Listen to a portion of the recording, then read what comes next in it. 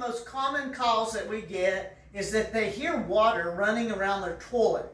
Well, the easy thing to do is first go over to your toilet and just jiggle your handle. Sometimes that's all it takes to stop the running water. If that doesn't stop it, then you're going to have to take the lid off, the toilet lid off, and come and look inside the toilet bowl.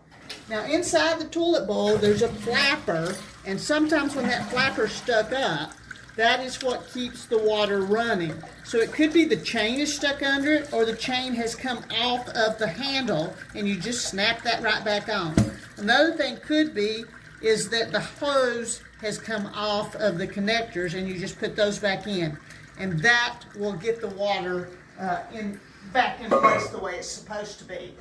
The reason you want to do this is two things. One is if there's constant running water, that's going to make your water bill go up. The other is we want to be good stewards of our environment and make sure that we use our water wisely.